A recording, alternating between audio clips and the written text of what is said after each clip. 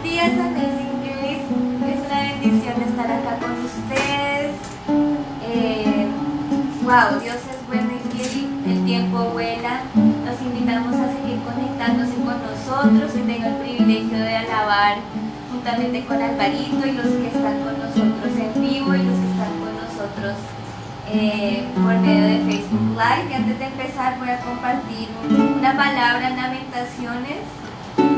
Y los invito a leer todo el capítulo de Lamentaciones 3, pero empezando con el versículo 18 dice: digo pues, se me acabaron las fuerzas y mi esperanza que venía del Señor. Acuérdate de mi aflicción y de mi vagar, del ajenjo y de la amargura. Ciertamente mi alma lo recuerda y se abate mi alma dentro de mí. Esto traigo en mi corazón, por esto tengo esperanza, que las misericordias del Señor jamás terminan, pues nunca fallan sus bondades, son nuevas cada mañana. Grande es tu fidelidad, el Señor es mi porción, dice mi alma, por tanto en Él espero.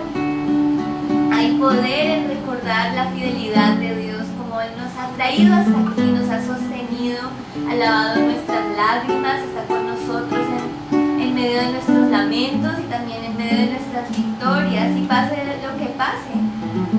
Hoy les quiero recordar que Él es nuestra porción, que con Él tenemos más que suficiente, que su gracia es sobreabundante y tan sobreabundante es que no solo hay que disfrutarla, sino compartirla.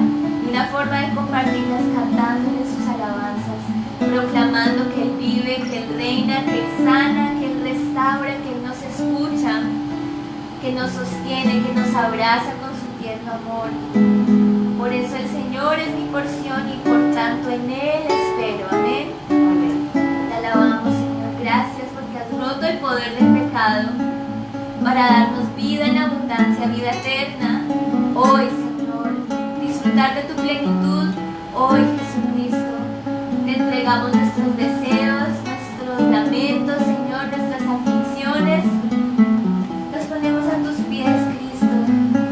Tú sabes nuestras necesidades, Señor, y tú eres nuestra porción, Jesucristo. Te alabamos, Señor.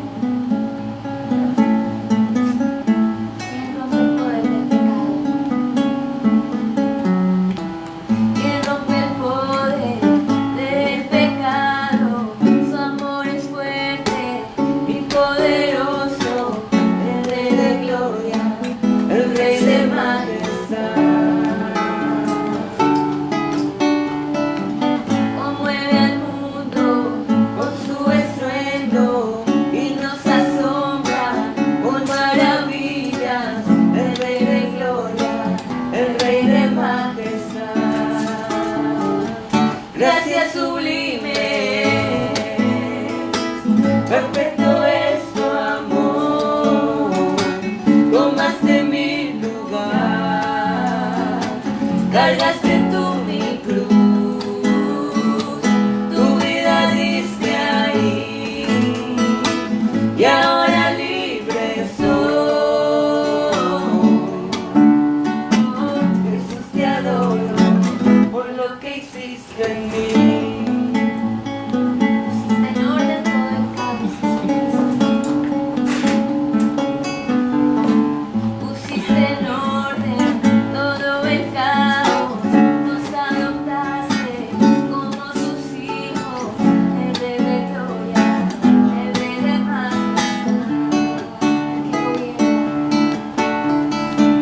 el que gobierna con su justicia y resplandece con su belleza, el Rey de gloria, el Rey de majestad. Gracias sublimes, perfecto es tu amor, tomaste mi lugar, cargaste tú mi cruz, tu vida diste ahí, y ahora libre soy.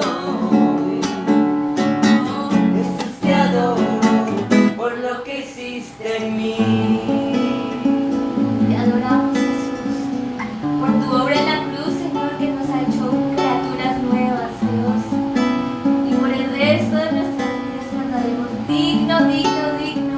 Santo, santo, santo es nuestro Señor. Digno es el Cordero de Dios. Digno es el Rey que la muerte venció. Y si la muerte venciste, Señor, tienes el poder de vencer todo virus, todo problema, toda relación rota, Señor. Tú traes restauración y sanidad y plenitud y abundancia, Señor, en medio de la escasez, en medio del dolor, en medio de la enfermedad, Señor. Acá encontramos tu sanidad, tu plenitud, tu amor, tu gracia, Señor. Y por eso tu pueblo dice, digno es el Cordero de Dios.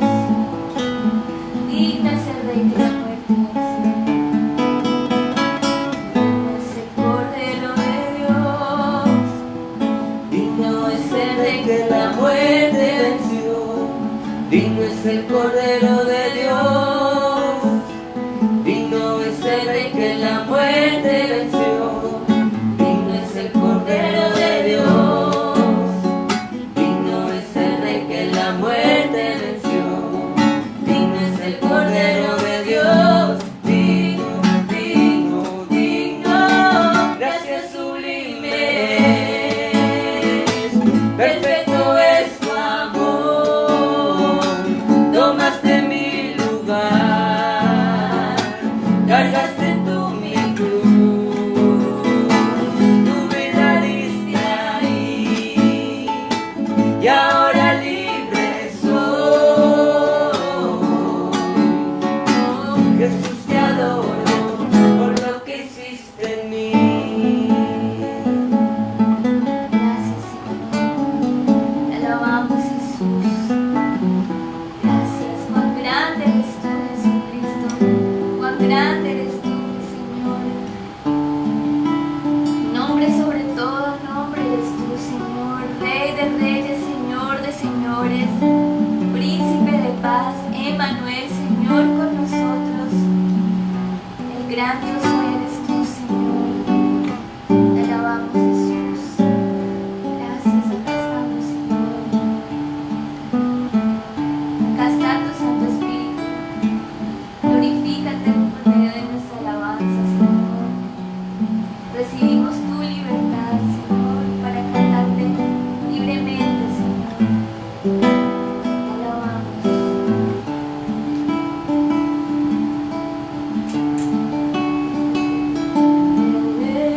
Despertó, Rey, vestido en majestad,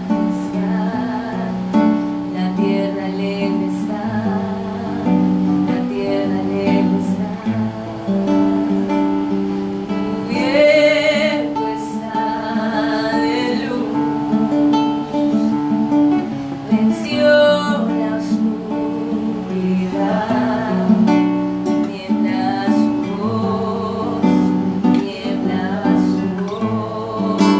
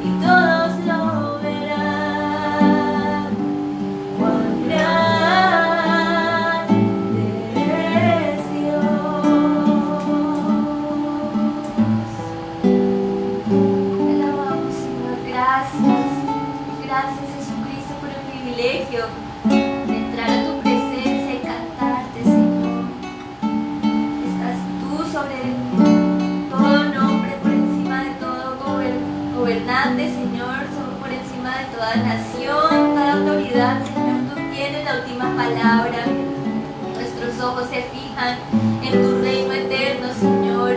Tu iglesia hace parte de ese reino, Jesucristo, y por eso no nos angustiamos por el hoy o por el mañana, por el que llegó, por el que viene, Señor, porque sabemos que tu iglesia está en tus manos, Señor.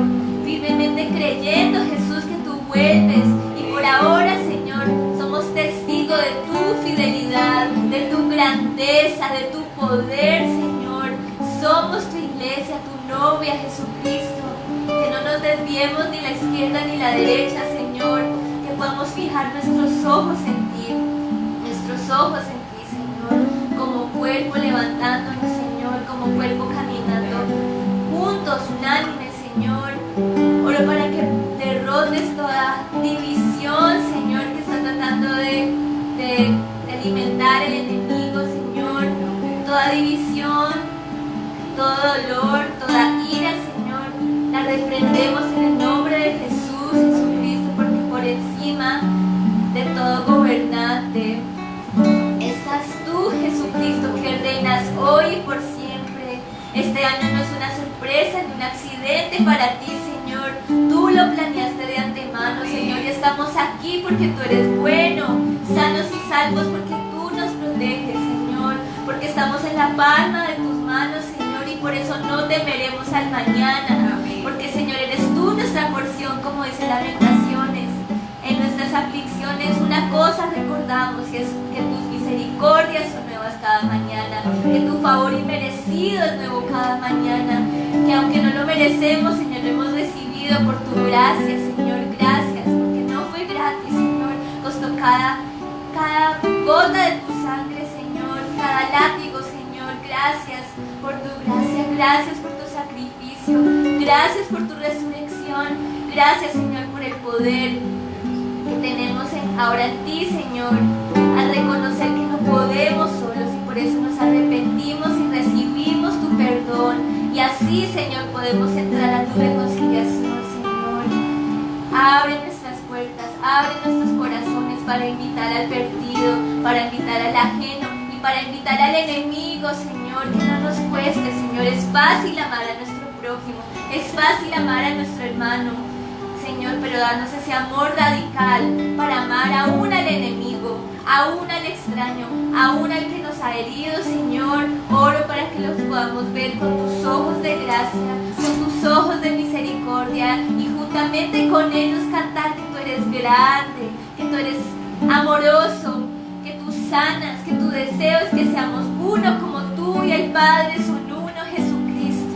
Queremos ver eso hoy, Señor. Eso es parte de tu venida, Señor. Esta unidad de tu iglesia, esta unidad de tu pueblo, ya está aquí, Señor.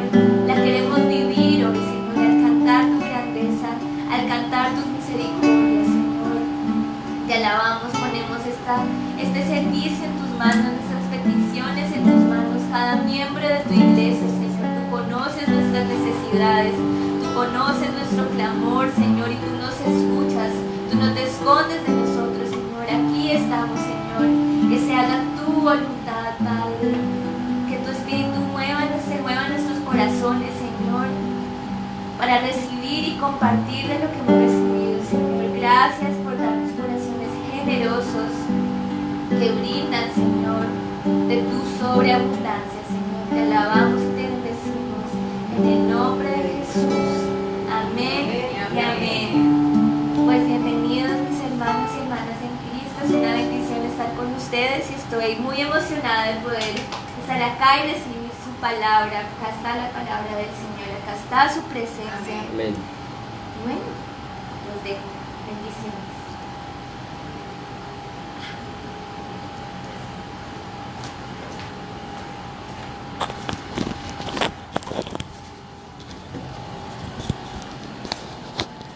Hola, muy buenos días.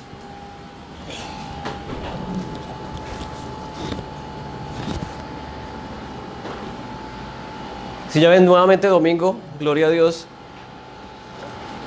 ¿Qué hace que estábamos aquí reunidos hace 8 días? Y mira, ya de nuevo nos encontramos por el Facebook Live. Qué bendición poderlos ver a los que nos encuentran cada domingo a las 10:30. Les mandamos un saludo bien especial, bien cariñoso a esos que están allí en Colombia, en Ecuador, en México, a nuestros amigos de Noruega, a todos los que nos han escrito. Dios los bendiga. Y bueno, esta semana es una semana especial aquí en Estados Unidos, y yo creo que es uno de los pocos países que ha decidido dedicar un día del año para darle gracias a Dios, y se llama el Día de Acción de Gracias, que viene este próximo martes, creo, o jueves. Jueves. Estoy confundido. El martes es el día de cumpleaños de mi esposa. El jueves es el Día de Acción de Gracias. Pero el martes le doy gracias al Señor por mi esposa, obviamente. Que Dios la bendiga. Ya saben, entonces el martes los regalos, donaciones, invitaciones, ya saben. Serenatas. Y precisamente el Señor pone en nuestro corazón hablar acerca de esos corazones que necesitan reconocer la bondad y la hermosura, la grandeza del amor de Dios. Y cuando nosotros llegamos a reconocer esa grandeza, esa hermosura del amor de Dios, esa hermosura de Dios en sí mismo, podemos llegar también a tener un corazón agradecido, un corazón que es capaz de decir gracias. Y vamos a tratar de que el Señor nos guíe y nos revele una vez más cuán grande es su amor, como dice la canción, cuán grande es Él, cuán grande es su amor, cuán grande es su gracia. Y que podamos salir hoy nuevamente con nuestra esperanza reafirmada, con nuestra identidad reafirmada de lo que somos en Cristo. Y vamos a orar entonces, le pedimos al Espíritu Santo para que sea Él hablando en nuestro corazón. Y a los que están allí en casa les recuerdo que preparen el pedacito de pan y la copita de vino, porque al final vamos a tener la Eucaristía. Y la Eucaristía, ¿cómo así, pastor? Sí, Eucaristía quiere decir acción de gracias en griego. Eucaristos, acción de gracias. Luego, todo tiene que ver y mucho más hoy que vamos a hablar acerca de eso. Padre, gracias. Gracias por tu palabra. Gracias por tu Santo Espíritu. Gracias porque tú estás en nosotros. Tu Santo Espíritu habita en cada corazón de los creyentes. Habitas en tu iglesia. Somos el cuerpo y tú eres nuestra cabeza. Gracias porque a través nuestro, tu Espíritu Santo se manifiesta en el mundo. Y como tú has dicho, no pides que los saques del mundo, sino que los guardes del mal. Mientras estemos aquí, Señor, permite que dentro de las circunstancias, libres del mal, podamos seguir iluminando con tu luz y siendo la sal que sazona, que limpia, que preserva. Que no tengamos temor, que no tengamos ningún temor, ningún obstáculo para proclamar y predicar las buenas nuevas de tu Evangelio. En el nombre de Jesús, también quita todo escepticismo, quita toda duda, quita toda incredulidad. Y que seas tú, Santo Espíritu, hablando a nuestro espíritu, a nuestra mente, a nuestra alma. En el nombre de Jesús. Amén. No sé si quieres apagar el aire mientras tanto o así. No, aquel. ¿Qué dice usted, el ingeniero de sonido? Y vamos entonces, mientras tanto, a la palabra de Dios en el libro de Tesalonicenses. Primera de Tesalonicenses. Para los que tienen Biblia o para los que tienen aplicación. Primera de Tesalonicenses en el capítulo 5. Del versículo 16 al 22. Primera de Tesalonicenses, capítulo 5, versículo 16 al 22. Entonces, ¿ya la tienen? Primera de Tesalonicenses, capítulo 5, versículo 16 al 22. Dice, estén siempre gozosos. Y eso está escrito en imperativo. No es una recomendación, es estén siempre gozosos. Está diciendo, por favor, háganlo. Les conviene que estén gozosos, les conviene que estén alegres. Y esa palabra allí es especial, porque ese gozosos, la raíz de esa palabra en el original griego, acuérdense que el Antiguo Testamento está escrito en hebreo.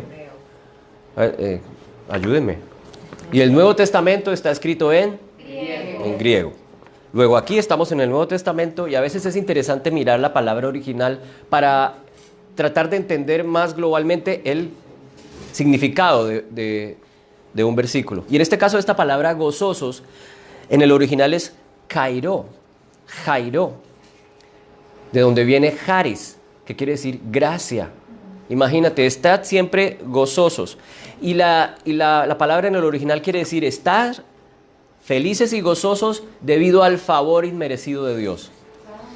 Entonces ese gozoso no es que, ¡ay, qué alegría Dios! O qué gozo que ganó Colombia, o en este caso los ecuatorianos, qué gozo que le metimos 6 goles a Colombia. No, no es esa clase de alegría y gozo. Es un gozo que es sobrenatural. Gozo a causa de la gracia de Dios. O sea, mi corazón está gozoso, está agradecido y se alegra. Se goza por reconocer cuán grande es su gracia sobre mi vida. Por eso, cuando diga, estén siempre gozosos, es en ese momento que tú meditas en esa realidad. ¿Quién es Dios y cuán grande es su gracia por mí? Por eso sí puedo estar siempre gozoso, porque a pesar de que tenga un momento difícil en mi vida, el gozo no depende de ese momento difícil de mi vida. El gozo va a depender de mi conciencia de lo que Dios hace en mí.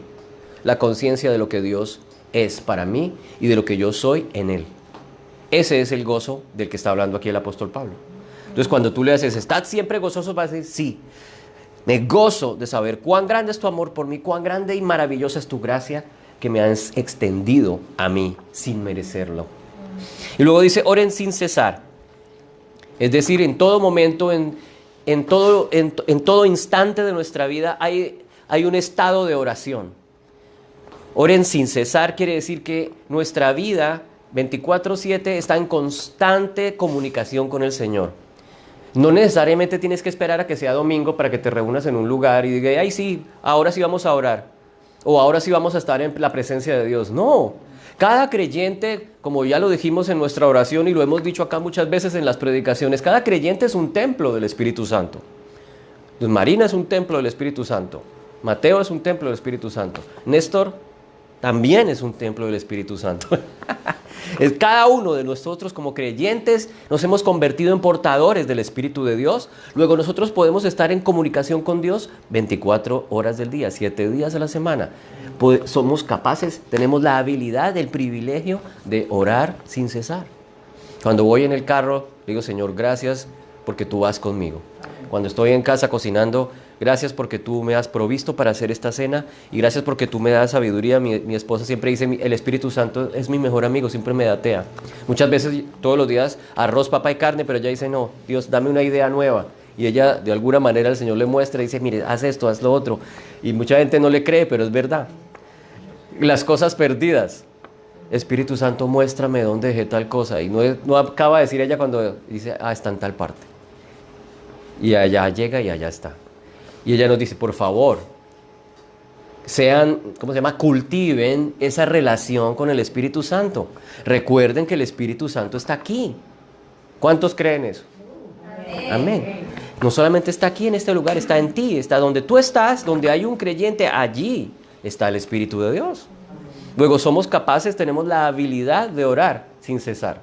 Y también entonces, volviendo a lo otro, tenemos la habilidad de estar gozosos.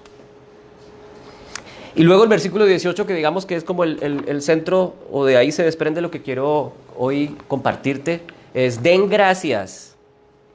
Pero es que estamos en tiempo de acción de gracias, ¿sí o no? Den gracias en todo, porque esta es la voluntad de Dios para ustedes en Cristo Jesús.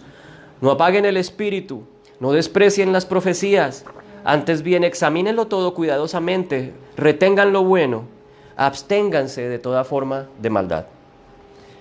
Fíjate que ahí dice, examínenlo todo cuidadosamente, después de que dice, no desprecien las profecías. Luego hay gente que ejerce ese don profético, pero luego dice, examínenlo todo cuidadosamente. Es decir, no todo don profético se cumple, no todo don profético es de Dios, por decirlo así. Puede ser un don que no viene de Dios, sino de las tinieblas. O puede ser alguien que se lo inventó y que cree que lo tiene, pero no lo tiene. Y justo en estos tiempos nos hemos dado cuenta de muchos profetas que dijeron muchas cosas acerca del acontecer político de este país. Y miren la profecía de King Clemens, él dijo que iba a ganar, y él dijo que iba a ganar y que iba a repetir. Y ahora estamos viendo en veremos esa profecía.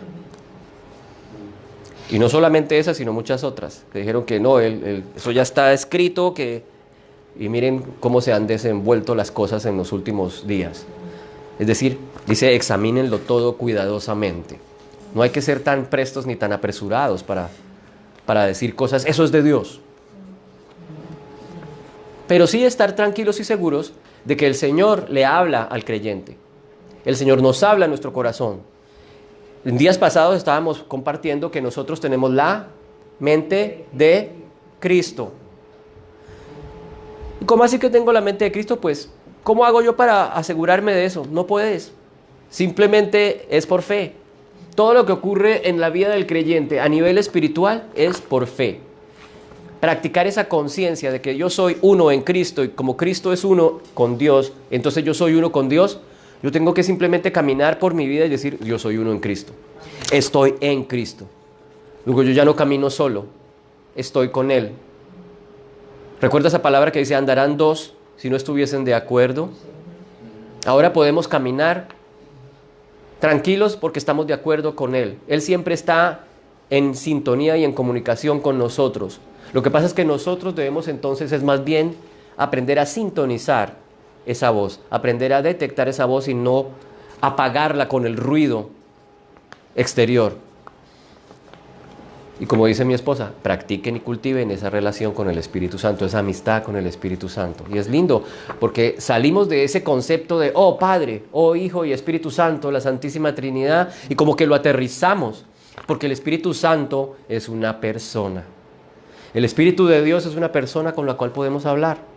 Y Él nos habla a nosotros en nuestro corazón.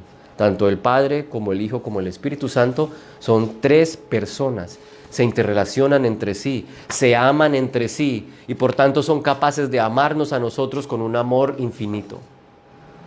Esa es la belleza de la Trinidad, la capacidad de expresar ese amor entre sí y de sí hacia nosotros, hacia su creación.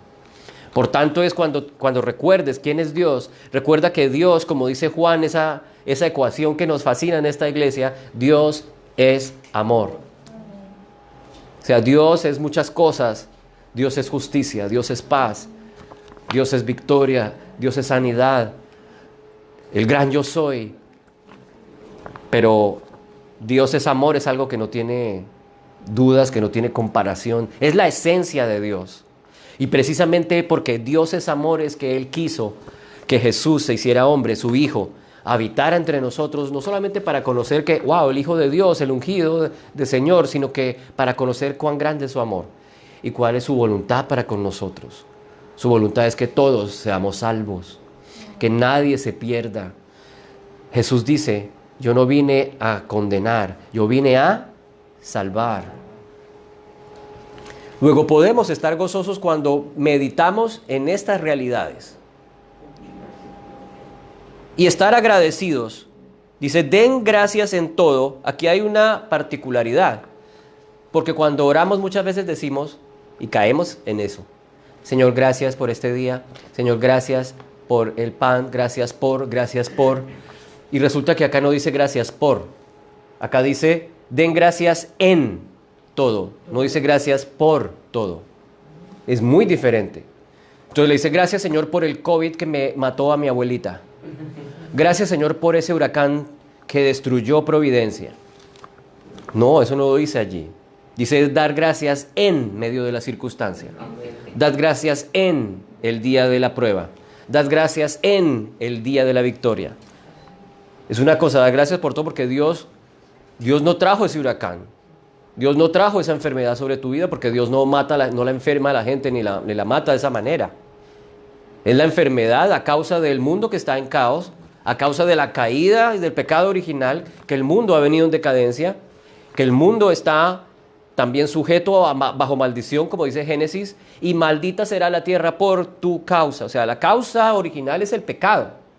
¿Por qué Dios hace todas esas cosas? ¿Por qué Dios permite que los niños se mueran en África? No es que Dios lo permite y que sea malo, es a causa del pecado que comenzó al principio. Pero precisamente es tan grande el amor del Señor que Él envía a su Hijo a restaurar esa realidad que se perdió en el Edén. Caímos en Edén, nos destituimos de su gloria, el pecado aparece en la humanidad, pero lo primero que el Señor hace es decir, tengo que restaurarlos. Y si ustedes leen en Génesis lo que los teólogos llaman el protoevangelio, es la primera vez que se menciona, y de la simiente de la mujer saldrá alguien que te partirá la cabeza, le dice a la serpiente. Es allí donde aparece lo que los teólogos llaman el protoevangelio. Ahí ya dice, de la simiente de mujer vendrá uno que te matará. Y ese se llama Cristo Jesús. O sea, desde ese momento, el Señor ya en la eternidad dice, Jesús tiene que venir. Tiene que volver a restaurar lo que yo soñé para el hombre que he creado. ¿Pero por qué demoró tanto, pastor? Pues no sabemos. Lo que pasa es que Dios tiene un tiempo que no corresponde a nuestro tiempo. Dios es eterno. Dios, como dice la palabra, para Él un día son como 1000 años. 1000 años es como un día. Luego nosotros simplemente estamos expectantes o a la expectativa de lo que Dios planeó hacer para restaurarnos, y ese más grande regalo que Él se inventó desde la eternidad es que el Hijo, esa segunda persona de la Trinidad, se hiciera hombre. Y el capítulo 1 de Juan es interesante y es hermoso porque dice que en el principio, Juan 1:1, que es como el Génesis en el Nuevo Testamento, porque en Génesis del Antiguo Testamento, en el primer libro, en el primer capítulo, en el primer versículo, dice, en el principio Dios, o la Nueva Versión Internacional dice, Dios en el principio, ¿sí?, creó los cielos y la tierra. Y vemos en Juan, en el Nuevo Testamento, otro Génesis, dice, en el principio era el Verbo, y el Verbo estaba con Dios, y el Verbo era Dios. Ese es otro Génesis, pero en Juan 1:1. Y el Verbo era Dios. Y luego en el versículo 14 creo dice, y el Verbo habitó entre nosotros. El Verbo se hizo carne y habitó entre nosotros. Dios se hace carne. Dios se acerca a nosotros para que podamos conocerlo en realidad. ¿Cómo, con qué te compararemos? ¿Qué imagen te compondremos? Dice el Antiguo Testamento. En Isaías, reprende al pueblo porque dice, ustedes hicieron imágenes de madera, tallados, de barro, etcétera, pero no oyen, ni hablan, ni entienden. Pero el Hijo se hace carne para que podamos ver con nuestros ojos el resplandor de la gloria de Dios en su Hijo, como dice el apóstol Pablo. En el Hijo podemos ver cómo Él expresa su amor por nosotros, cómo Él se acercaba a nosotros y cómo no tuvo reparo en ir y pagar ese precio de la separación, de la destrucción del pecado, yendo a la cruz hace 2000 años. Por eso nos llamamos cristianos, porque Cristo vino, se hizo hombre y pagó el precio.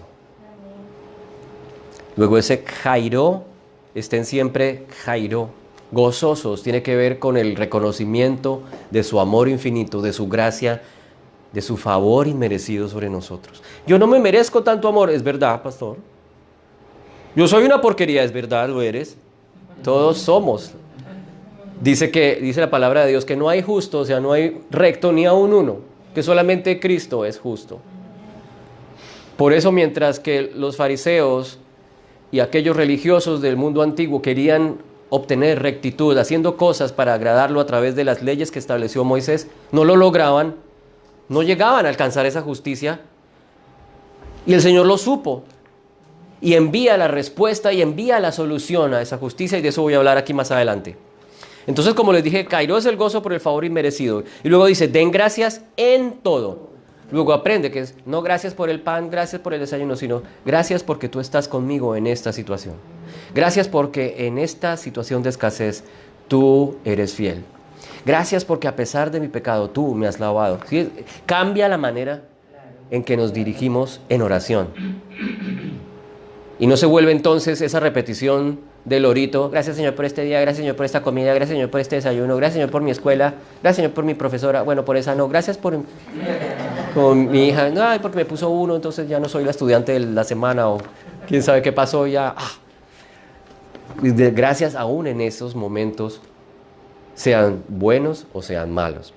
Y la palabra de den gracias es eucaristio, de donde viene la palabra Eucaristía. Eucaristeo quiere decir estar agradecidos. Literalmente entonces es un reconocimiento de la gracia que opera cabalmente en mi vida. Entonces, ¿qué es lo que el Señor quiere en este tiempo? Tiempo de acción de gracias. sí, vamos a matar el pavo, vamos a matar el lechón, como hacen en Cuba y en Venezuela o en otros países del Caribe. Pero vamos a ir un poco más allá, ¿no? Ser conscientes, vamos a ser conscientes de que hay un lugar de privilegio. Digan amén. Porque hay un lugar de privilegio del que cada creyente goza. Nosotros como creyentes en Cristo gozamos de un privilegio. Tú, Márgara, eres una privilegiada. Porque eres redimida por la sangre del Cordero. Y esa redención ha traído para nosotros una consecuencia o varias consecuencias de las que nosotros podemos estar eucaristeo. Y tener entonces ese gozo sobrenatural. Ser conscientes de ese lugar de privilegio que gozamos delante del Padre. ¿Por qué? Debido a la obra perfecta de Cristo Jesús en la cruz del Calvario. Esa es la voluntad de Dios para ustedes en Cristo Jesús, porque lo dice allí. Den gracias en todo, porque esta es la voluntad de Dios para ustedes en Cristo Jesús. No simplemente, ay sí, gracias, que se vuelva algo automático, algo como falso, como, sí, gracias, gracias Dios, sí, me toca dar gracias, pero, esta situación está muy dura, pero gracias Señor, porque no tengo pan, porque no tengo trabajo. Pero acuérdate, dad gracias en medio de la circunstancia, porque en medio de la circunstancia estoy reconociendo que Él es todo lo que yo necesito, que Él es mi suficiente. Que puedo reconocer que lo que me ha dado y lo que yo soy es algo que me dio por su favor inmerecido. No me lo merezco, no me lo merecía, pero me lo entregó. No me merecía ser su hijo, pero me adoptó. No me merecía estar en unión con Él, pero me ha unido a Él. Y esas son las preguntas que siempre nos las pasamos haciéndonos cuando nos olvidamos de esa conciencia de nuestro lugar y de nuestra identidad. Y voy a seguir hablando de eso más adelantito. Ese lugar de privilegio es un estado vital, no abstracto. Ese lugar de privilegio es en toda circunstancia, luego es en todo, no por todo simplemente.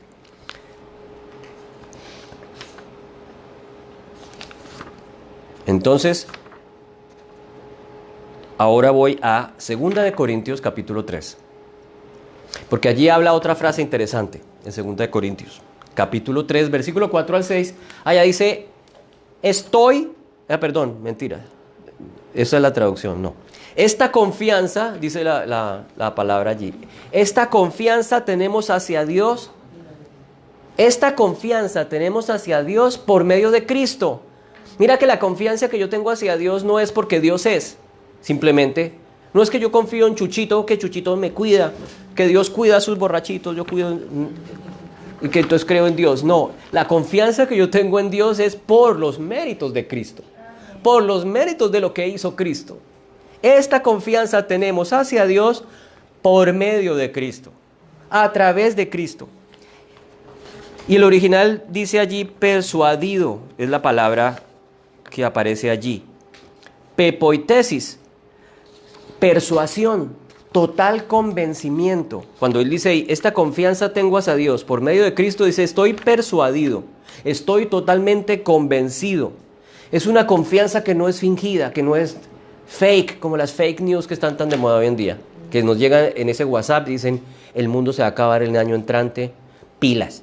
Y entonces lo empieza a compartir con todo el mundo, mira, el mundo se va a acabar. ¿Quién se lo mandó? No, mi amiguita Perencejita, que se lo mandó la tía Pepa, y eso se vuelve viral, y entonces ya, eso es verdad, no, mira, ahí dice en WhatsApp. Y prepárese porque viene el acabose, y prepárese porque viene la guerra civil, y este país se va a ir a... Por favor, tengan, ¿cómo se llama? Prudencia. Y como dice en el versículo con el que comencé, examínenlo todo cuidadosamente. Entonces mi persuasión de Dios, la confianza que tengo por medio de Cristo es una persuasión que no es mía. No es un esfuerzo que yo hago. Uy, sí, yo creo en ti. Y hago fuerza. Y yo creo en ti. Sino que es algo que es sobrenatural en mí. Algo que viene de fuera de mí. Algo que es inspirado en mí. Esa palabra confianza quiere decir que es una confianza que ha sido puesta. Esa persuasión, esa convicción viene sobre mí por la obra que Cristo hizo en mí. ¿Sí me explico? No es algo que yo, ay sí, voy a confiar. Esta mañana tengo ganas de confiar en Dios. No, es más bien meditar y enfocarme en la obra de Cristo, en la realidad de Cristo, cuando yo me enfoco en la realidad de Cristo, en la obra de lo que Él hizo, esa persuasión automáticamente empieza a encenderse en mi vida. Se activa en mi vida. Es sobrenatural. Y es inspirado por el Espíritu de Dios gracias a la obra maravillosa, la obra perfecta, la obra única y suficiente que Cristo hizo en la cruz por nosotros.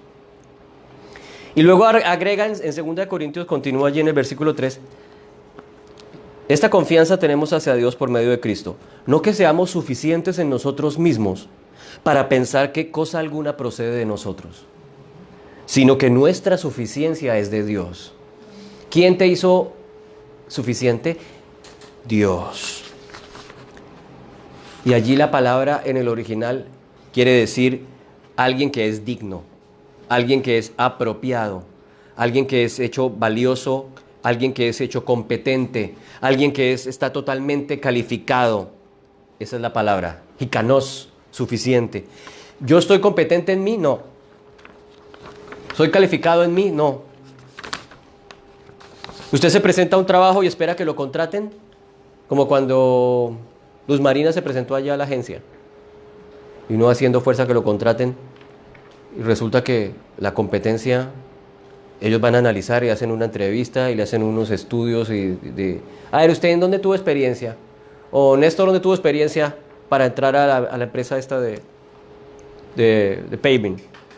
No, pues yo estuve estudiando CDC, CNC, hice programar esta máquina y esta. Ah, bueno, usted me parece que puede servir para ese trabajo. Entonces usted está calificado, usted tiene la habilidad. Entonces usted se presenta a un trabajo y espera que lo contraten porque usted puede hacerlo. Usted ha estudiado para esa profesión o usted tiene la experiencia que lo califica, un conocimiento adquirido que lo ha hecho competente. En este caso eso es lo que quiere decir ikanos, competente, hábil. Y lo ha hecho competente, tiene un conocimiento que lo hace competente para tal empleo o tal trabajo. Pero acá dice que esa suficiencia delante de Dios, esa competencia, no viene por causa de un trabajo que tú hayas hecho, o porque estudiaste en la universidad, o porque estudiaste en la escuela tecnológica para la habilidad de programar, o la habilidad de hacer contabilidad, o porque fuiste a la escuela de arte y haces música o ingeniería de sonido, sino porque viene una capacidad que Dios nos ha dado. Todos nosotros, los hijos de Dios, somos suficientes por la suficiencia que Dios nos da. Amén. Eso es lo que Él ha dicho. No, ustedes no se consideren suficientes por lo mucho que sepan. Ustedes no se consideren suficientes ni capaces por lo buenos que son, ni por lo que son capaces de hacer. La suficiencia proviene de Dios. Amén. El cual también nos hizo suficientes, o sea, capaces, competentes, dignos, apropiados, valiosas, valiosos. Esa suficiencia nos hace suficientes como ministros de un nuevo pacto. ¡Wow! Tú eres capaz, tú eres competente, tú eres valiosa y valioso. Soy apta totalmente en Dios para ministrar el nuevo pacto. Luego, tú no eres simplemente una ama de casa, tú simplemente no eres una maestra, no simplemente eres un empleado o whatever. Cada persona, cada creyente es un ministro que ha sido habilitado, ha sido declarado competente por Dios. Luego cada uno de nosotros tenemos una labor, no se te olvide. Y ahorita lo comentábamos antes de empezar el servicio. ¿Qué está pasando con la iglesia? La iglesia se hizo muy cómoda y gracias a Dios, gracias en este tiempo, podemos decir gracias en esta pandemia, porque podemos hacer esto, acercarnos más. Antes era la mega iglesia, en la mega reunión y no conocemos a nadie. No hay intimidad, no hay cercanía. 1. Y 2, que nos den y que nos den y que nos den, cuando yo ya en Cristo soy suficiente para ministrar las buenas nuevas.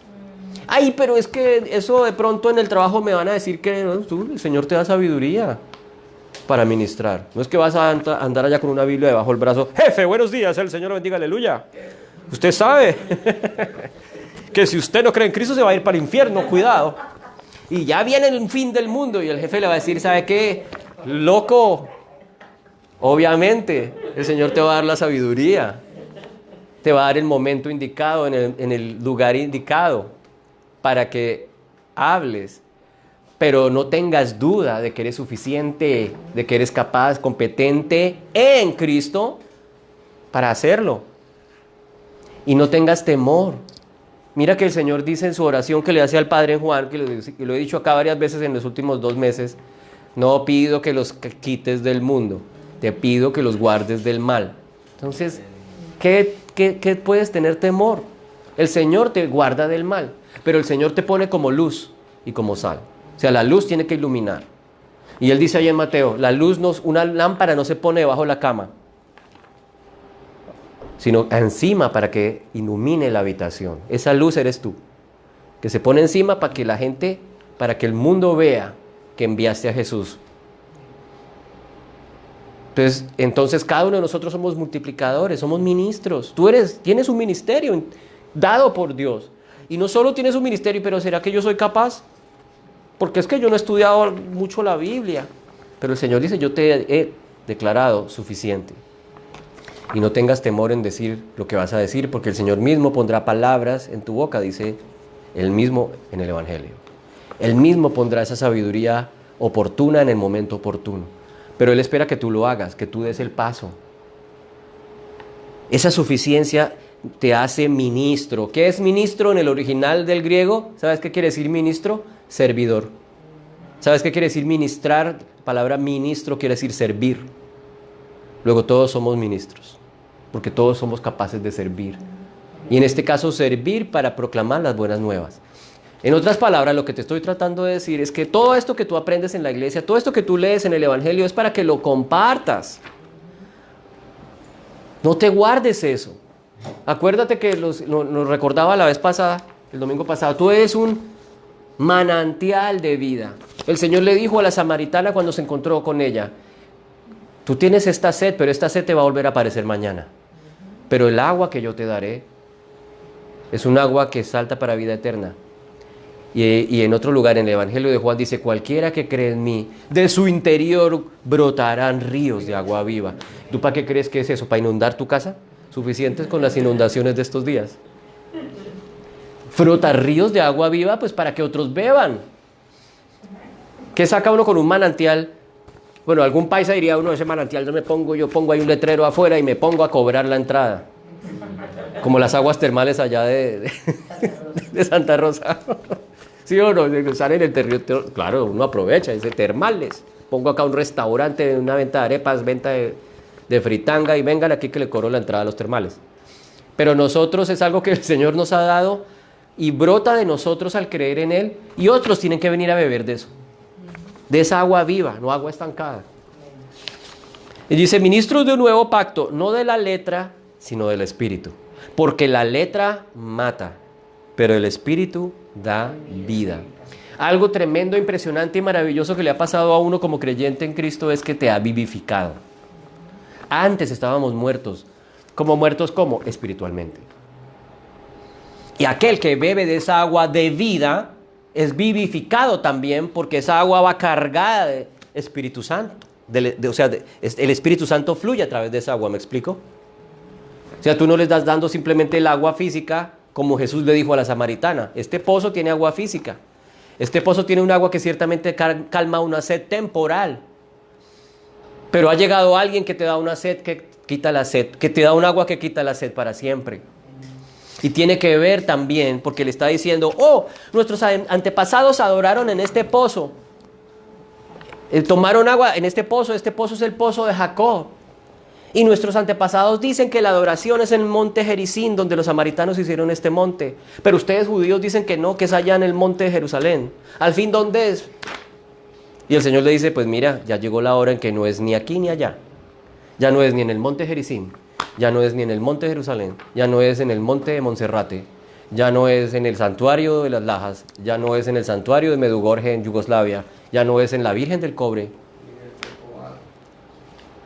Ahora es en espíritu y en verdad. Y esos adoradores en espíritu y verdad son los que el Señor está buscando. Porque cada uno de nosotros ahora somos portadores del Espíritu de Dios. Luego en nosotros está su presencia y aquí. Por eso somos capaces de decir estoy gozoso, por eso soy capaz de decir orar en todo momento, porque aquí hay un templo y acá hay varios templos. Y dice acá la letra, está hablando entonces, este pozo de Jacob me daba un agua que era ciertamente fresca, refrescante, pero me quitó una sed que no fue saciada. Está hablando simbólicamente del viejo pacto. El viejo pacto te daba un agua que ciertamente calmaba la sed por un tiempo. Pero el nuevo pacto, el mediador del nuevo pacto te da un agua que quita la sed forever and ever. Está hablando de eternidad, no de temporalidad. Y eso es lo que vino Cristo a hacer, a acercarnos a eso que es eterno, acercarnos a lo que no es temporal, a sacarnos de nuestro disquete temporal. Entonces estoy pensando en la casa que voy a construir, estoy pensando en el título que voy a lograr, en el aumento de salario, estoy pensando en cómo voy a vivir aquí, siempre me enfoco aquí y aquí y aquí, pero me desconecto del más allá, ahí sí, como dicen. Y el Señor tampoco dice, bueno, acuérdese, no quiero que lo saques del mundo, estoy con mis pies en la tierra, pero recuerda que estás con los pies en tierra, pero conectado a lo sobrenatural, con lo eterno. Vivo acá en lo temporal, pero lo temporal pasa, mas lo eterno permanece.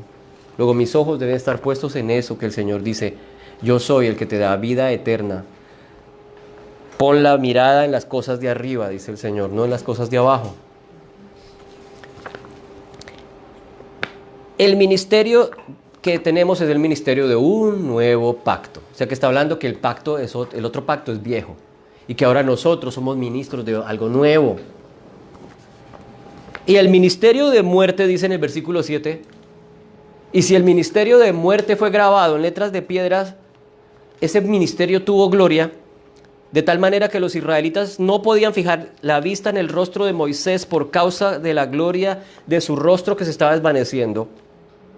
Y si el ministerio de muerte, uy, ¿cómo así? Entonces ya lo hemos dicho otras veces, pero tiene que ver con el pasaje de 2 Corintios para no salir del contexto. Somos ministros de un nuevo pacto, no de la muerte, sino de la vida, es lo que está diciendo. Somos ministros de un nuevo pacto, no de la letra, sino del espíritu. ¿A qué letra se refiere? Acá está hablando de las letras escritas en piedras. ¿Cuáles son esas piedras?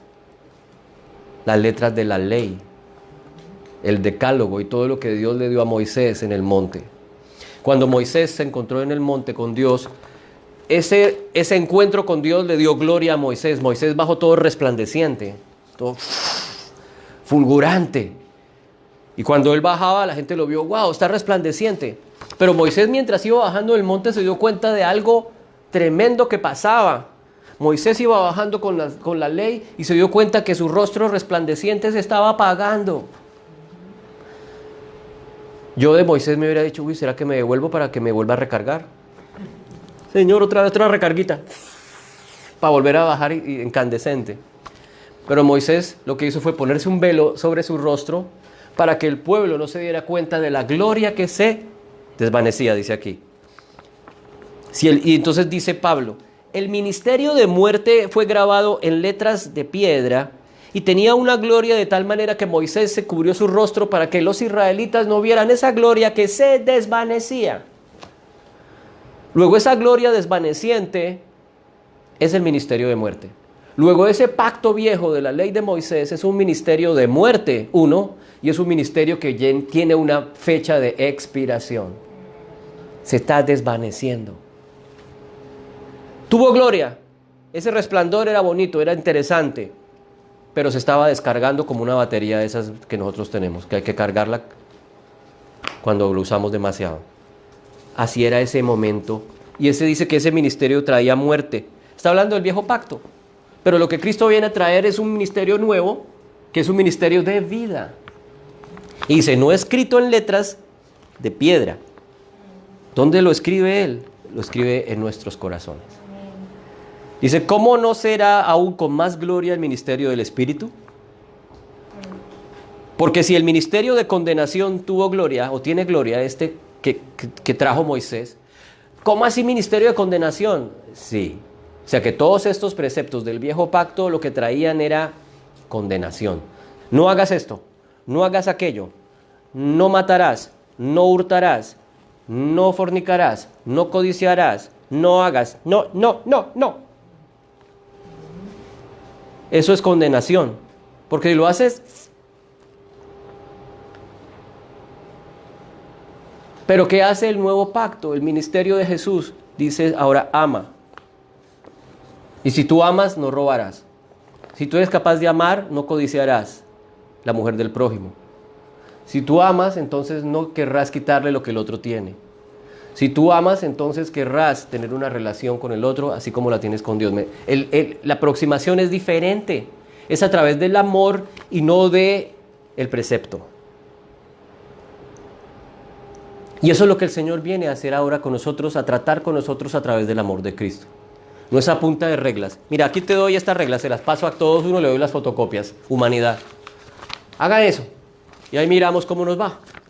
Si ustedes cumplen eso, yo los bendigo. Pero si se equivocan en solamente aparte de todo este legajo de especificaciones, tiene que volverlo a hacer desde el principio. Y si no, hay muerte, hay castigo. Pero lo que Cristo vino a decir es, no, ya no es a través de estas regulaciones, es a través de mi propia vida. De eso está hablando Pablo. Y a través de su propia vida, llena un ministerio que dice, de más gloria que la que hubo antes. Porque si el ministerio de condenación tiene gloria, mucho más abunda en gloria el ministerio de justicia. Pues en verdad lo que tenía gloria en este caso, no tiene gloria si se compara con la gloria que lo sobrepasa. Porque si lo que se desvanece fue con gloria, mucho más es con gloria lo que permanece. Eso es lo que el Señor nos invita a meditar. Cuando tú meditas en esas realidades, eres capaz de decir con Pablo y de decir con los otros creyentes, gracias, puedo tener un corazón agradecido, porque ahora estoy en una nueva película en la cual Cristo es el protagonista y yo venzo, soy el héroe con Él. Él vive para siempre y yo vivo con Él. Él me perdonó y me limpió y ahora puedo pararme delante del Señor con gozo y con tranquilidad por la obra que Él hizo. Y eso es una gloria que va de gloria en gloria, como dice Corintios. No es una gloria que se desvanece. Entonces, la gloria que se desvanecía también era una simbología del pacto que tenía fecha de expiración.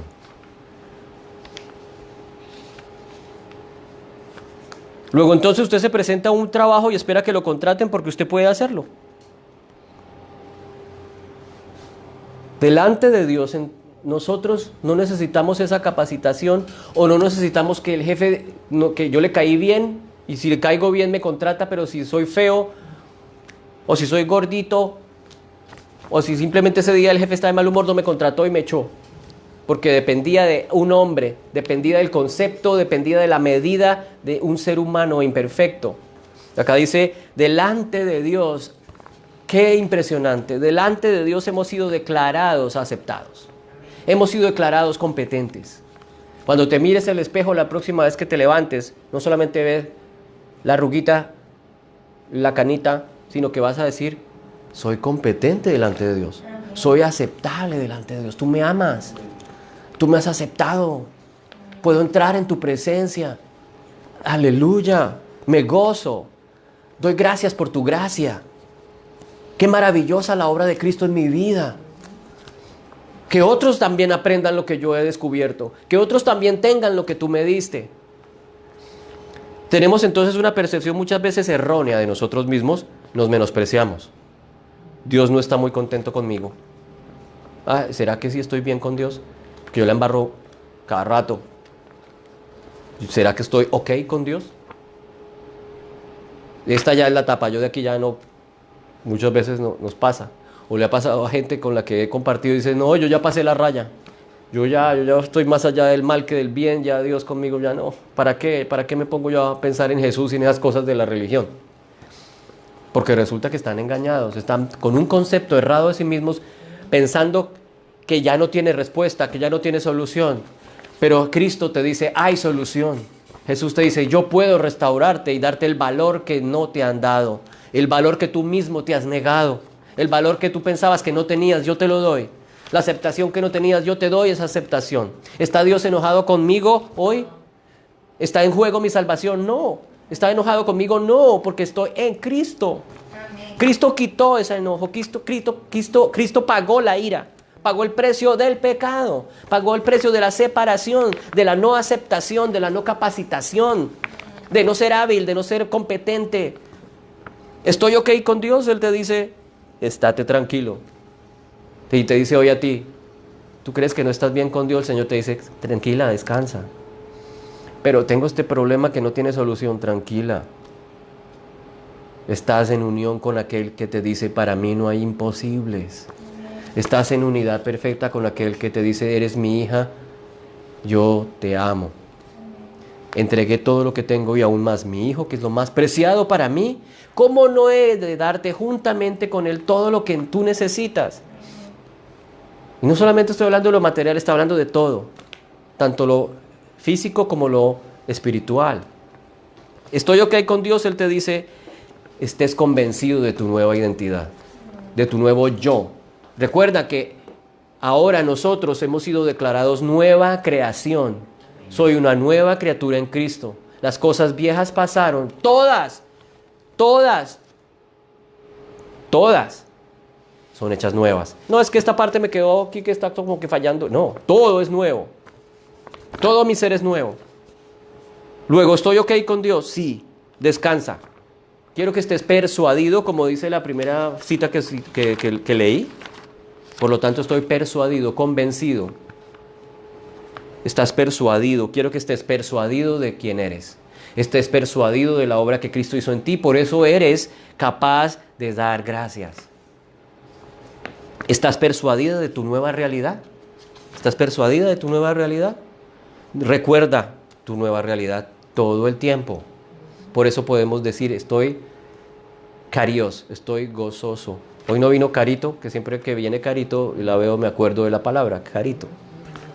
Porque Carito quiere decir eso, sumamente favorecido, sumamente bendecido por el favor inmerecido de Dios.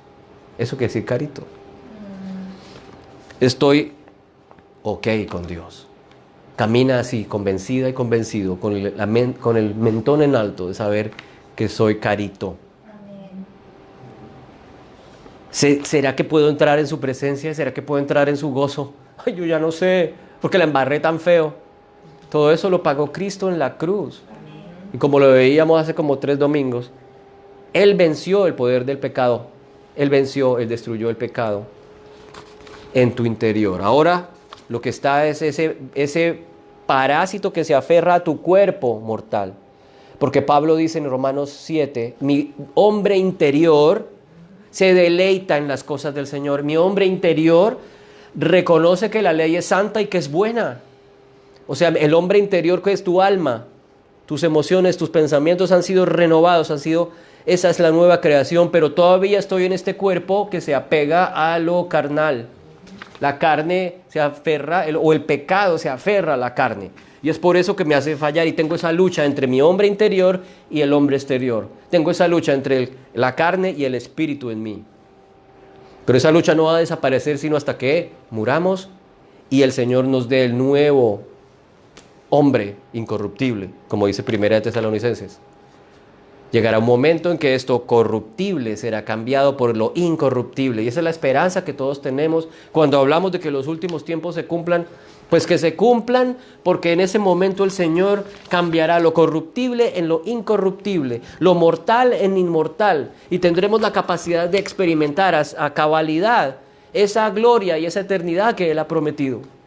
Que como dicen los teólogos, sí, ya estamos así, pero todavía no. Ya, pero todavía no. Algo que en la eternidad y espiritualmente ya funciona. Estoy sentado juntamente con Cristo en lugares celestiales, dice Pablo en su palabra. ¿Dónde estamos sentados? No solamente estoy sentado aquí en esta silla y tú allí donde estás sentado, sino que espiritualmente estás junto al Padre en Cristo, en el trono de Dios.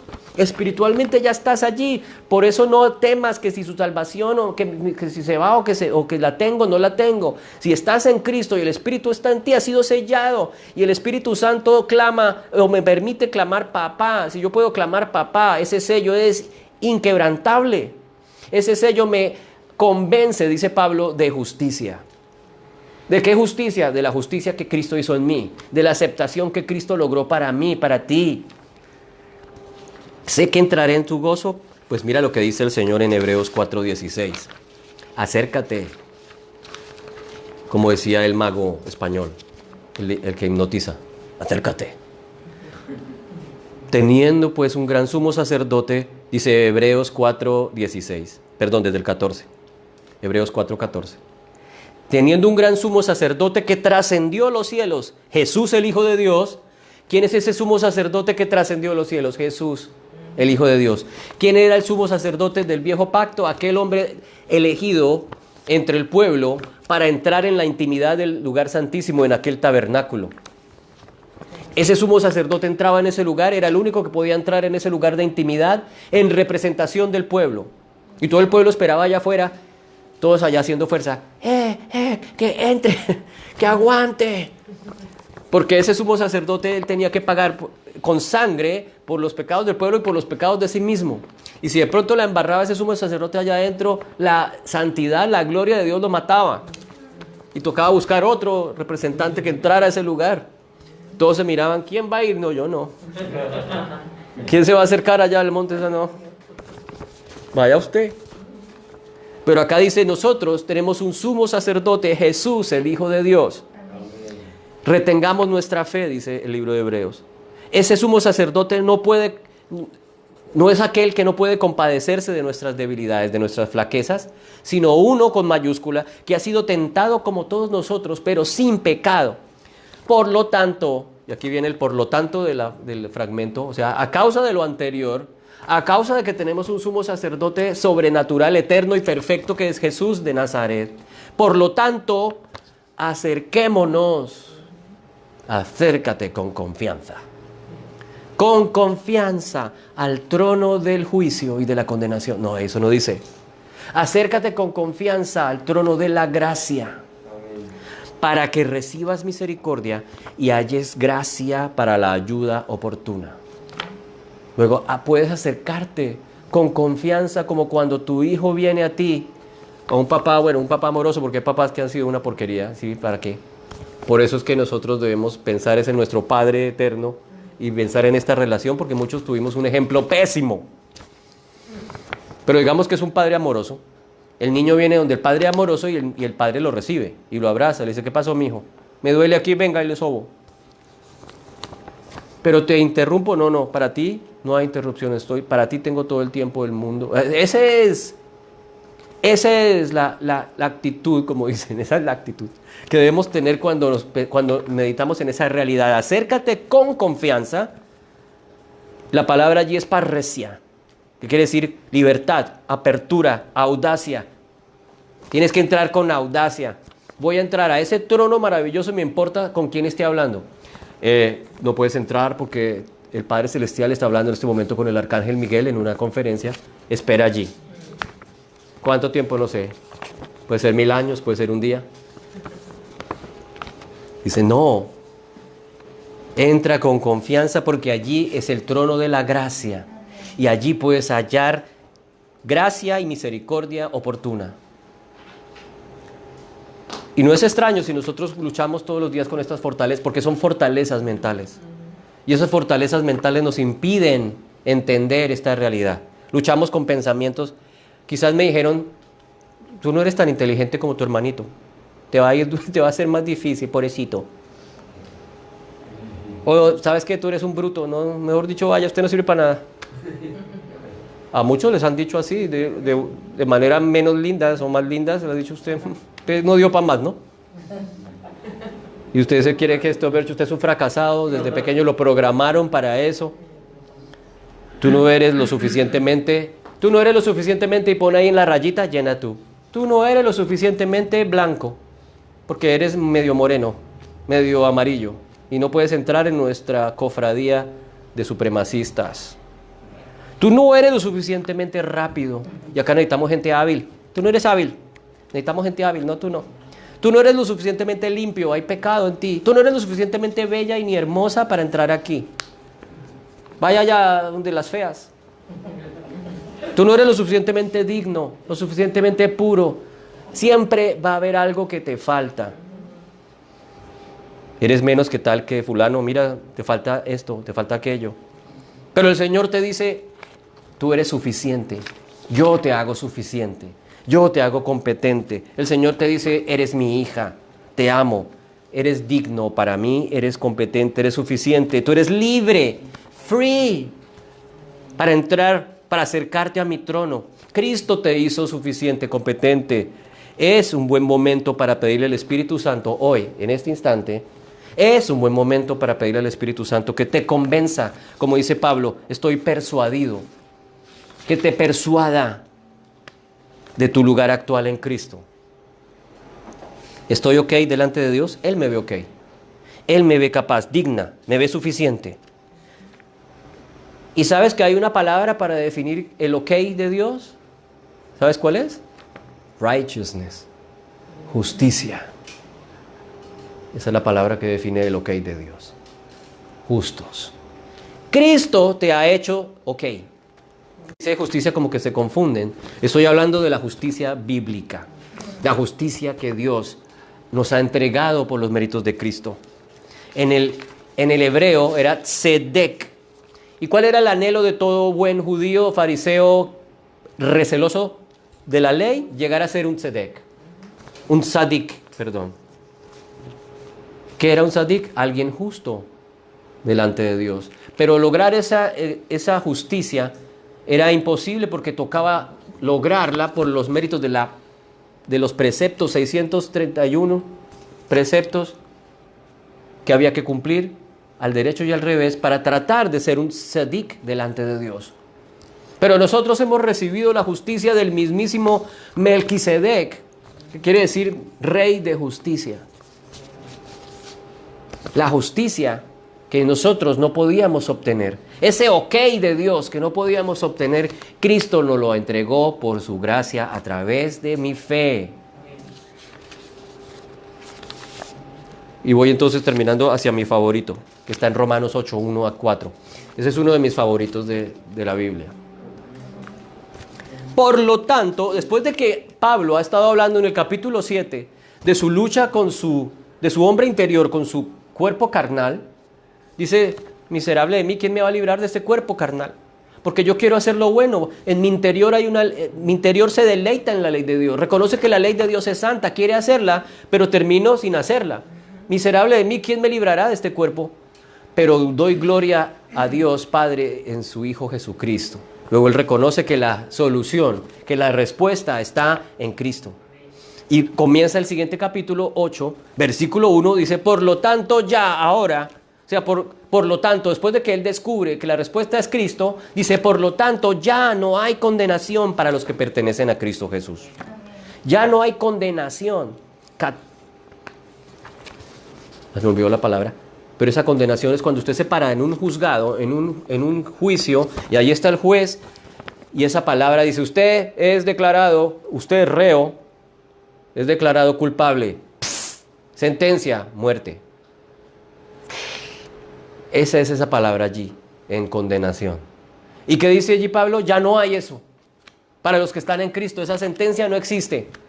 Ya no hay condenación para los que pertenecen a Cristo, y porque ustedes pertenecen a Él, el privilegio de pertenecer a Él nos da la capacidad de recibir el poder del Espíritu que da vida. Y dice, los que pertenecen a Él, el poder del Espíritu, ustedes pertenecen a Él, el poder del Espíritu que da vida, los ha libertado del poder del pecado que lleva a la muerte. En esta versión está bonito. El Espíritu de vida que recibimos en Cristo nos libera de lo que nos lleva a la muerte. La ley de Moisés no podía salvarnos porque nuestra naturaleza pecaminosa es débil. Así que hizo Dios lo que la ley no podía hacer. Él envió a su propio Hijo en un cuerpo como el que nosotros los pecadores tenemos. Y en ese cuerpo, mediante la entrega de su Hijo, como sacrificio por nuestros pecados, Dios declaró el fin del dominio que el pecado tenía sobre nosotros. Lo hizo para que se cumpliera totalmente las exigencias justas de la ley a favor de nosotros, que ya no seguimos nuestra naturaleza pecaminosa, sino seguimos al Espíritu. Amén. Dice que Cristo puso fin al dominio que el pecado tenía sobre nosotros. Luego tú ya no te preocupes por el pecado, porque el pecado fue vencido. Pero ¿cómo así? Entonces voy a salir a pecar como un degenerado. No, Pablo dijo que de ninguna manera esto acontezca. Lo que estoy diciendo es que el pecado ya no tiene el poder de matarte. El pecado delante de Dios ya no tiene el poder de declararte injusto o de destruirte. El pecado fue vencido en la cruz. Tú fuiste a la cruz con Cristo. Es decir, que hemos sido partícipes. Cuando Pablo dice que tú como creyente eres partícipe de la muerte, quiere decir que has ido a morir con Él. Pero ¿cómo si yo estoy aquí? No, por fe. Por fe he muerto con Cristo. Y por fe también he resucitado con Cristo. Y dice que para que el pecado cese, para que esa atadura cese, tiene que haber muerte. Y yo he muerto, porque al creer en Cristo morí al pecado junto con Él. Y recibo resurrección junto con Él. Luego lo que ahora hay es ese parásito, como dice el doctor Andrew Farley, que se pega de mí y que quiere que yo haga lo que no debo hacer. El pecado que se aferra a mí, a lo carnal. Pero en mi hombre interior yo sé que lo que es bueno. El que ha sido hecho, declarado nueva creación en Cristo, conoce lo que es bueno, quiere hacer lo bueno y va a tener esa lucha entre lo espiritual y lo carnal. En la manera en que yo esté siempre meditando en esta realidad de las que estamos meditando en esta mañana, más fácil será vencer cada día esa lucha entre mi ser interior y el ser carnal. 2 Corintios 5:21 habla de ese ok que ahora somos en Dios, de esa justicia. Dice, al que no conoció pecado, o sea Cristo, lo hizo pecado por nosotros para que fuéramos hechos justicia de Dios en Él. La pregunta entonces que debemos hacernos ahora como creyentes no es qué tan mal estoy ok, sino la pregunta que ahora debes hacerte tú y que me debo hacer yo es, ¿qué tan maravillosamente limpio soy? ¿Qué tan grandiosamente cerca estoy de ti? ¿Cuán grande es tu amor por mí? La pregunta es esa. ¿Cuán grande y maravilloso es tu amor por mí? ¿Qué tan maravillosamente me has perdonado? ¿Qué maravillosa y abundante ha sido tu gracia que derramaste sobre mí? Ya mi realidad vital no va a depender de una persona, de un jefe, de un papá bipolar o aquel que te mide como la gente mide las personas. Me hacía acordar ayer de Jorge Villamil, el famoso compositor colombiano, que lo dice magistralmente en ese vals Oropel. Amigo, ¿cuánto tienes? ¿Cuánto vales? Principio de la actual filosofía. Esa es la actual filosofía. ¿Cuánto tienes? ¿Cuánto vales? ¿Cuánto aprendiste? ¿Cuánto te capacitaste? Entonces eso te pago. ¿Cuánto te capacitaste? Eso te capacita y entonces te contrata. Pero delante del Señor, esa es otra filosofía. El oropel en este vals es algo que aparenta ser oro, pero que es lata. Latón. Y ese es el mundo, esa es la filosofía, esa es la actual filosofía. El mundo aparenta ser algo. Estamos en un mundo de apariencias, de lo fake, las fake news. El fake, el creyente falso. Porque también hay de esos que son simpatizantes de Cristo, pero no se han encontrado con la realidad de la cruz, con la realidad de la obra de Él, suficiente y única, que ha traído justicia, aceptación para mí. Queremos aparentar ser algo que no somos para tratar de obtener el aprecio o la aceptación o subir la escala o de ser contratados. Pero de nuevo te digo, mi suficiencia, tu suficiencia no proviene de ti, proviene de Dios. Y Él te ha hecho ministro no de la ley, sino de un nuevo pacto en Cristo. Si predicas ley, te vas a hallar predicando, haz así, haz asá y te va bien. Haz como yo y te vas a convertir en un hipócrita. Luego, mi testimonio no debe ser lo bien que lo hago yo. Mi testimonio debe ser lo bien que lo hizo Cristo en mí. Mi testimonio tiene que ser cuán tremendo es Cristo. No cuán bueno es mi comportamiento, sino cuán aceptado soy yo en Cristo. Cuán perdonado soy en Cristo. Cuán amado soy en Cristo. Incluso puedo sacar pecho y caminar convencido de su increíble y sobreabundante, indescriptible, infinito amor por ti y por mí. Esa realidad, esa conciencia, esa persuasión de la que él habla ahí al principio, nos lleva al agradecimiento, a la eucaristeo, a la acción de gracias, que es reconocer su gracia. La condenación de la ley no me permite decir gracias, pues mi condición siempre será esa condición que no da la talla. Pero mi nueva identidad, la obra perfecta de Cristo, su justicia en mí son el principal motivo para decir gracias. Por eso puedo terminar con Romanos 8. Más abajo, en el mismo capítulo maravilloso que quiero que lo vuelvan a repasar en la casa, Romanos 8. Romanos 8. En el Romanos 8, versículo 31 dice: entonces, ¿qué diremos? Si Dios está por nosotros, ¿quién estará contra nosotros? El que no negó no a su propio Hijo, sino que lo entregó por todos nosotros, ¿cómo no nos dará juntamente con Él todas las cosas? Y mira esto en 33. ¿Quién acusará a los escogidos de Dios? Dios es el que justifica. ¿Quién es el que condena? Cristo Jesús es el que murió y aún más el que resucitó y que además está en la diestra de Dios y que también intercede por nosotros.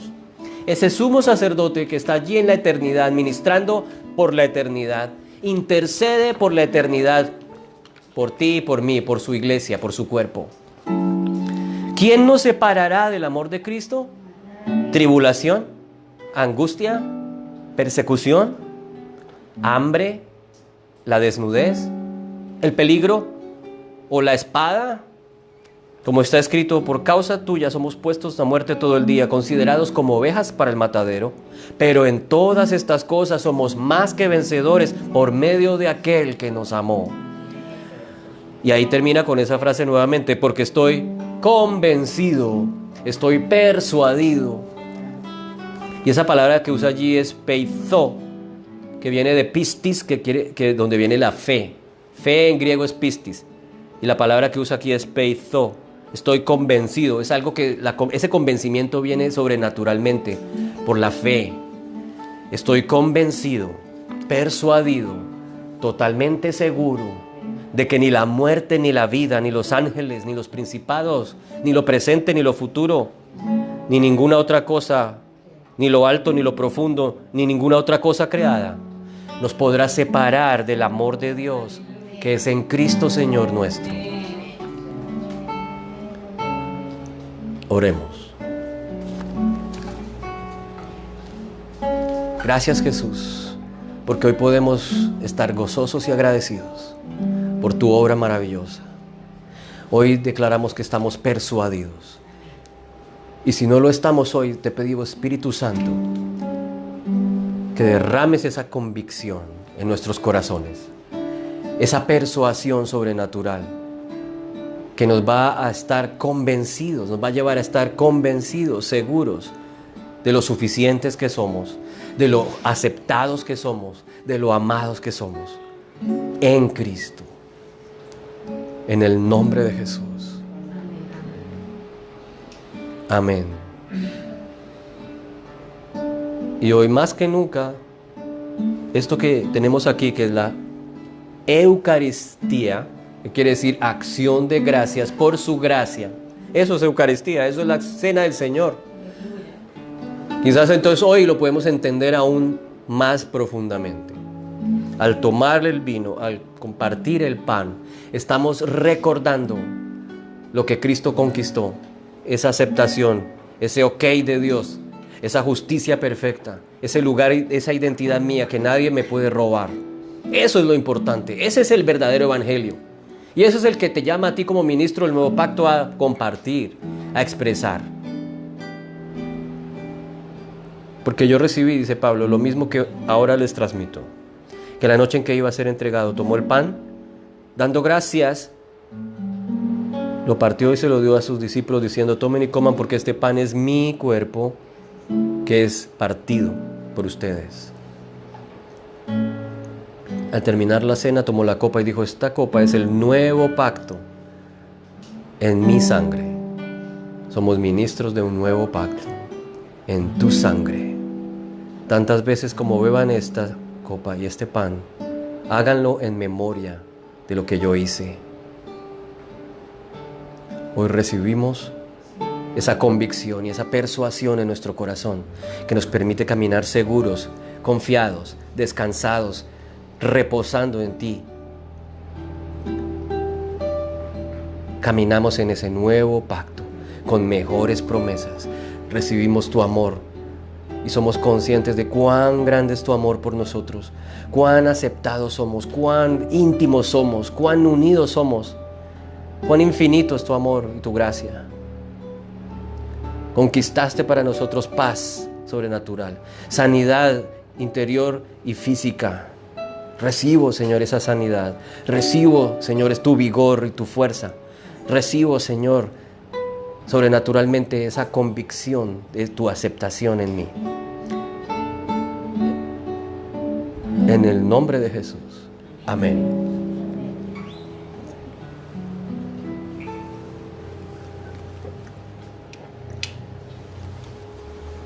Y amén.